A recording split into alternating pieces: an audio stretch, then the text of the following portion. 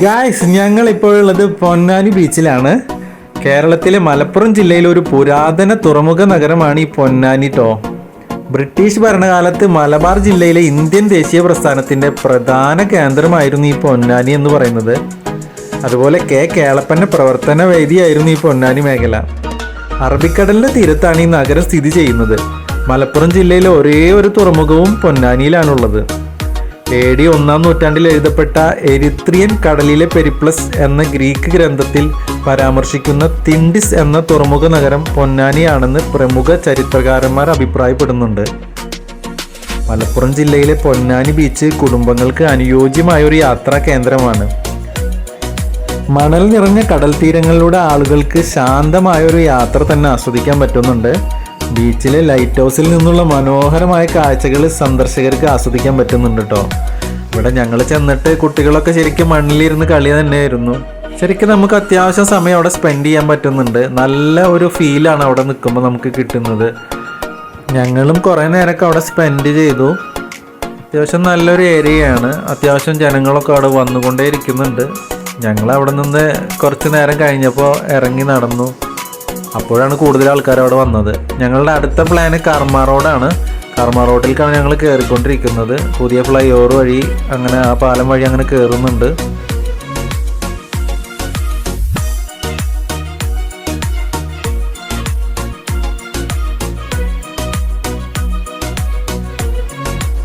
പൊന്നാനിയിലെ മനോഹരമായ ഒരു വിനോദസഞ്ചാര കേന്ദ്രമാണ് ഈ കർമ്മ റോഡ് കേട്ടോ. ഭാരതപ്പുഴ അല്ലെങ്കിൽ നിള നദിയുടെ തീരത്ത് സമാന്തരമായി 6 കിലോമീറ്റർ നീളമുള്ള റോഡാണിത്. ഈ റോഡ് നിലയോരപാത എന്നും അറിയപ്പെടുന്നുണ്ട്.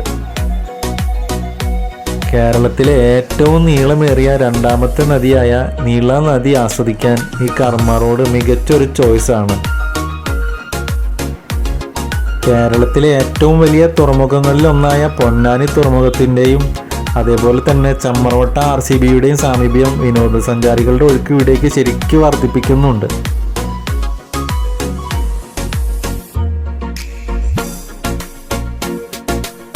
ശരിക്കും നമ്മൾ അവിടെ നിന്ന് ചുറ്റുപുറം നോക്കുമ്പോൾ ശരിക്കും നല്ലൊരു ഫീലാണ് നമുക്ക് കിട്ടുന്നത്. നമുക്ക് അവിടെയൊക്കെ ഇറങ്ങി ഫോട്ടോ എടുക്കാൻ പറ്റുന്നുണ്ട്.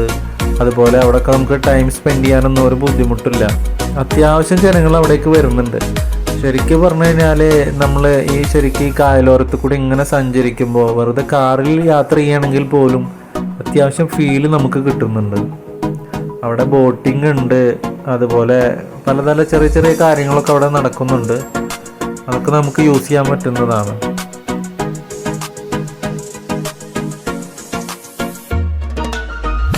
ഫോട്ടോസ് എടുക്കുന്നവരുടെ തിരക്ക് നമ്മളവിടെ കണ്ടു കഴിഞ്ഞാൽ നമുക്ക് ശരിക്ക് ആ ഒരു ഭംഗി എന്താണെന്ന് ശരിക്കും മനസ്സിലാക്കാൻ പറ്റും. ഓരോ ഫോട്ടോസും വീഡിയോസും നമ്മളത് കാണുമ്പോൾ ശരിക്കും നമുക്ക് മനസ്സിലാവും അതിൻ്റെ ആ ഒരു പ്രത്യേകത.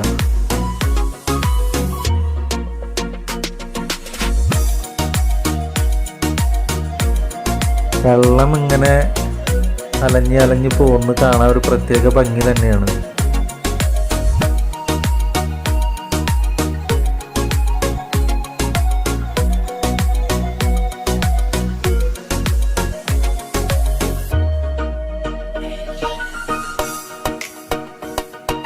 അവിടെ ഇവിടെയൊക്കെ ആയിട്ട് വഞ്ചികളും ബോട്ടുകളൊക്കെ കിടക്കുന്നുണ്ട്.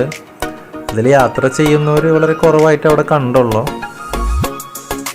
പിന്നെ ഞങ്ങൾ ഭക്ഷണം കഴിക്കാൻ അവിടെ അടുത്തുള്ള ഒരു ടീ ഷോപ്പിൽ കയറി. കർമ്മ ടീ സ്പോട്ട് എന്ന് പറയുമ്പോൾ പേരൊക്കെ എഴുതി വെച്ചിട്ടുള്ളത്.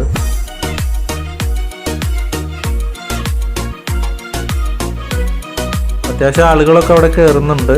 അവരൊരു ചെറിയൊരു ഷെഡൊക്കെ കെട്ടിയിട്ട് അത്യാവശ്യം സൗകര്യമൊക്കെ ചെയ്തിട്ടുണ്ട്. ഒരുപാട് പേർക്ക് ഇരിക്കാനുള്ള സൗകര്യമൊക്കെ ഉണ്ട് അവിടെ. ഞങ്ങൾ ചായയും ചെറുവക കടികളൊക്കെ കഴിച്ചു. ഈ പഴംപൊരി, ഉള്ളിവട, പരിപ്പുവട അങ്ങനത്തെ സാധനങ്ങളൊക്കെ ഉണ്ട് അവിടെ. അത്യാവശ്യം കുഴപ്പമില്ലാത്ത ടേസ്റ്റൊക്കെ ഉണ്ട് കേട്ടോ. അത് കഴിഞ്ഞ് പതുക്കനെ ഞങ്ങൾ അവിടെ നിന്ന് ഇറങ്ങി.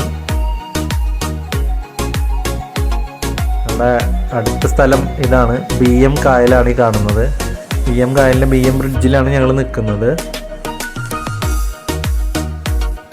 നല്ലൊരു വ്യൂ തന്നെയാണത്. ഇതും പൊന്നാനിയിൽ അറിയപ്പെടുന്ന ഒരു കായലാണ് BM കായൽ. അവിടെ ചെറിയൊരു ബ്രിഡ്ജ് ഉണ്ട്, പിന്നെ അതുപോലെ ചെറിയൊരു ചീപ്പ് ഉണ്ട്, അവിടെ ഷട്ടറുണ്ട്. അപ്പം അതിൻ്റെ മേലെ കൂടിയാണ് ഇപ്പോൾ ഞങ്ങൾ നടക്കുന്നത്. ചെറിയൊരു ബ്രിഡ്ജ് ഉണ്ട് അവിടെ. ആ ബ്രിഡ്ജിലൂടെ നടന്നിട്ടാണ് അപ്പുറത്ത് ചെന്ന് കഴിഞ്ഞാൽ അവിടെ ഒരു പാർക്ക് ഉണ്ട്. ഇതും BM പാർക്ക് തന്നെയാണ് അറിയുന്നത്. ഇത് നല്ലൊരു വ്യൂ ആണ് ഇതിലൂടെ നടന്നു പോകുമ്പോൾ. ഈ കരയിൽ നിന്ന് ആ കരയിലേക്ക് ഒരു ബ്രിഡ്ജ് ഉണ്ടാക്കിയൊക്കെയാണ്. അതിലൂടെ നടന്നിട്ടാണ് നമ്മൾ അപ്പുറത്തേക്ക് എത്തുന്നത്. അതിൻ്റെ ചുറ്റോറമുള്ള വ്യൂ നല്ല രസമാണ്. കായലിങ്ങനെ ശരിക്കും നമുക്ക് കണ്ട് ആസ്വദിച്ച് നടക്കാം. അവിടെ നിന്ന് നേരെ ചെന്ന് ഇറങ്ങുന്നത് ഈ പാർക്കിലേക്കാണ്. കുട്ടികൾക്ക് അത്യാവശ്യം കളിക്കാനുള്ള സെറ്റപ്പൊക്കെ ഉണ്ട് അവിടെ. പിന്നെ വലിയവർക്കായാലും അവിടെ ഇരിക്കാനും അതുപോലെ ചെറുവക എക്സർസൈസ് ചെയ്യാനുള്ള സെറ്റപ്പുകളൊക്കെ ഉണ്ട്. അവിടെ എത്തിയപ്പോൾ കുട്ടികൾ ഹാപ്പിയാണ്. അവരെല്ലാതും അങ്ങനെ കളിക്കുന്നുണ്ട്.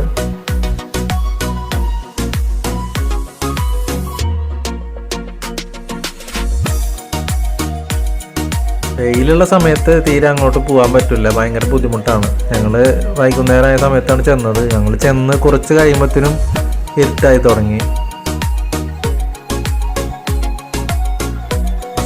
സമയത്ത് ചെന്ന് കഴിഞ്ഞാൽ അങ്ങനെയാണല്ലോ, പെട്ടെന്ന് അങ്ങോട്ട് ഇരുട്ടാവുമല്ലോ. പിന്നെ അവിടെ ലൈറ്റൊക്കെ ഇട്ടേക്കണ്. അത്യാവശ്യം ആളുകൾ അപ്പോഴും അവിടെ വന്നുകൊണ്ടിരിക്കുന്നുണ്ട്.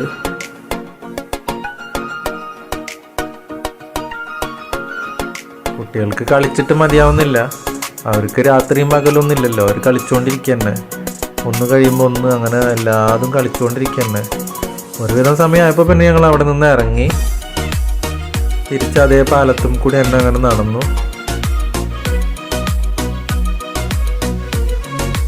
പിന്നെ നേരെ ചെന്നങ്ങനെ വണ്ടിയിൽ കയറി തിരിച്ച് അതേ റൂട്ടിലൂടെ അങ്ങനെ പോകുമ്പോണ്ടോ പൊന്നാനി എത്തിയപ്പോൾ ഉണ്ടോ അവിടെ ഒരു ലാഭമേള എന്ന് പറഞ്ഞിട്ടൊരു വല്ലാത്തൊരു സംഭവം. അപ്പം അതെന്താന്ന് നോക്കാമെന്ന് പറഞ്ഞ് അങ്ങനെ വണ്ടി അവിടെ നിർത്തി അവിടെ ഇറങ്ങി. നോക്കുമ്പോൾ അത്യാവശ്യം സാധനങ്ങളുണ്ട്. ഒരുവിധം എല്ലാ ഹൗസ് ഹോൾഡ് ഐറ്റംസ്, ഡ്രസ്സ്, അങ്ങനെ എന്താ പറയുക, ബെഡ്ഷീറ്റ്, എല്ലാ സാധനങ്ങളും ഉണ്ട് അവിടെ. ബക്കറ്റുകൾ, നമുക്കൊരു വീട്ടിലേക്ക് ആവശ്യമുള്ള എല്ലാ സാധനങ്ങളും ഒരുവിധം റേറ്റ് കുറവിൽ അവർ അവിടെ ഇട്ടിട്ടുണ്ട്. റേറ്റ് കുറവെന്ന് പറഞ്ഞു കഴിഞ്ഞാൽ ഞങ്ങൾ നോക്കിയപ്പോൾ അങ്ങനെ വലിയ റേറ്റ് കുറവൊന്നും തോന്നിയില്ല, സാധാരണയുള്ള റേറ്റൊക്കെ തന്നെ. പക്ഷെ എല്ലാ സാധനങ്ങളും അവിടെ അവൈലബിൾ ആണ്. നമുക്ക് ഒരു കുടക്കീഴിൽ എന്ന് പറഞ്ഞ മാതിരി കുറേ സാധനങ്ങളൊക്കെ മേടിച്ച് ഞങ്ങൾ അങ്ങനെ പോന്നു.